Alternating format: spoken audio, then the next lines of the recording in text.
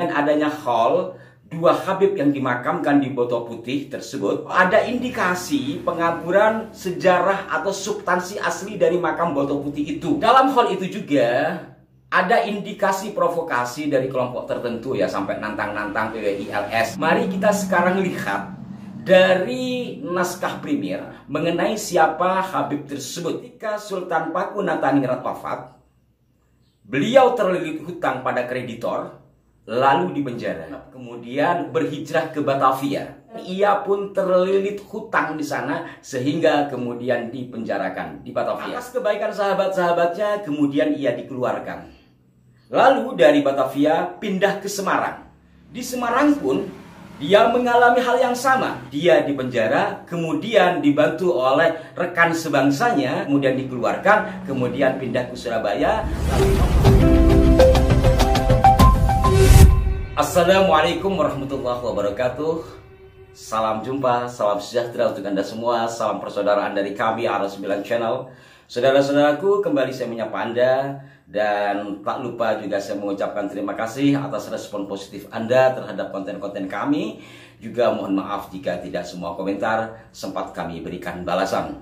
Nah, dalam kesempatan kali ini, saudara-saudaraku sekalian, saya ingin membahas satu hal yang mungkin ini bisa menjadi atau bersifat kontroversi nantinya, berkenaan dengan seorang Habib yang begitu dikeramatkan, yang dimakamkan di daerah Surabaya, tepatnya makam Boto Putih. Kenapa hal ini kami anggap penting? Karena seperti yang disampaikan oleh Kiai Ahmad Zabidi, Ketua PWI LS Jawa Timur, yang juga terah dari Wali Songo informasinya, beliau menyampaikan dengan adanya haul dua Habib yang dimakamkan di Boto Putih tersebut ya, itu ada kesan atau ada indikasi pengaburan sejarah atau substansi asli dari makam Boto Putih itu, dengan menggunakan peristilahan kata Habib yang dinisbahkan kepada kata Boto Putih. Umpamanya haul Boto Putih Habib ABCD gitu ya. Ini nanti orang akan melihat bahwa Boto Putih itu adalah makam dari kelompok habaib, padahal tidak demikian adanya. Karena makam Boto Putih jelas adalah makam dari Pri Agung Pribumi. Demikian dalam buku-buku Belanda atau buku-buku yang diterbitkan pada tahun 1800-an. Adapun adanya dua tokoh Ba'alwi di sana itu adalah hal lain. Intinya bahwa jangan sampai kemudian gelaran haul itu bisa menghapus keaslian sejarahnya. Kurang lebih seperti itulah yang ingin disampaikan oleh Kiai Ahmad Zabidi beberapa waktu yang lalu. Karena makam itu aslinya kan makam dari Pangeran Lanang Dangiran atau Mbah Brondong. Terkait dengan siapa Mbah Brondong atau Pangeran Lanang Dangiran ini, sebagian masyarakat Surabaya tentu sangat memahami. Dan untuk hal ini mungkin pada lain kesempatan kami akan kupas. Namun yang pasti kalau secara umum tokoh-tokoh yang dimakamkan di sana adalah tokoh-tokoh Pri Agung Pribumi, termasuk diantaranya Adipati Surabaya.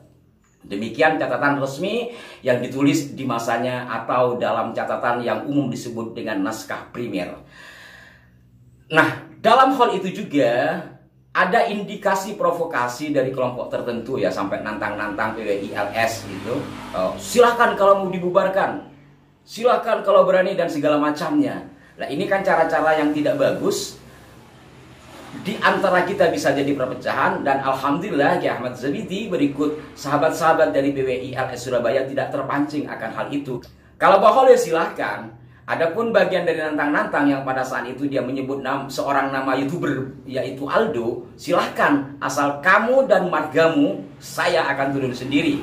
Kurang lebih demikian seperti yang disampaikan oleh Kiai Ahmad Zabidi pada saat itu. Ini adalah bunga-bunga yang membuat saya atau Ar9 terangsang untuk menyampaikan siapa aslinya Habib yang dimakamkan di sana. Ya, ada dua Habib ya. Dan dalam kesempatan kali ini saya hanya akan menyampaikan seorang Habib yang begitu dikeramatkan di sana. Dan apabila saya membaca atau Anda membaca situs-situs berita tentang Habib Boto Putih, itu Habib Syekh bin Ahmad Befaqih, maka betapa kekeramatannya itu yang di blow up, yang disampaikan gitu ya. Bahkan ada hal-hal yang nampaknya tidak masuk akal gitu berkenaan dengan kekeramatannya. Tetapi itu hal lain lah. Mari kita sekarang lihat dari naskah primer, catatan resmi yang dibuat pada masa Hindia Belanda, yaitu 1800-an, mengenai siapa Habib tersebut. Habib Syekh Befaqih ini, menurut seorang penelaah Belanda, dia adalah seorang petualang yang kemudian dipercaya oleh Sultan Sumenep, Madura bagian timur, yaitu Pakunataningrat, untuk menjadi guru asuh anak-anaknya. Dan tokoh ini atau Habib Syekh ini ya, itu dikenal awas sebagai orang yang waskito, seorang yang memiliki mukasyafah, sehingga memiliki pengikut gitu. Namun ternyata di balik itu dia juga memiliki masalah. Sampai pada akhirnya ketika Sultan Pakunataningrat wafat, beliau terlilit hutang pada kreditor, lalu dipenjara. Nah, karena rasa kasih sayang putra-putra Sultan yang pernah mengajari putra-putra Sultan, karena sebagai guru asuh kan tentu mengajari putra-putra Sultan, akhirnya atas sumbangan dari putra-putra Sultan Pakunataningrat dan juga sahabat-sahabatnya, Habib Syekh Befaqih ini dikeluarkan. Setelah dikeluarkan, dia nampaknya sudah tidak betah di Sumenep, kemudian berhijrah ke Batavia. Di Batavia cukup lama, sekitar 10 tahun. Dan dia mengajar. Kemudian dikatakan dia hidup dari sumbangan sahabat-sahabatnya. Dan hal lain juga, kemudian ia pun terlilit hutang di sana, sehingga kemudian dipenjarakan di Batavia. Atas kebaikan sahabat-sahabatnya, kemudian ia dikeluarkan. Lalu dari Batavia pindah ke Semarang. Di Semarang pun dia mengalami hal yang sama.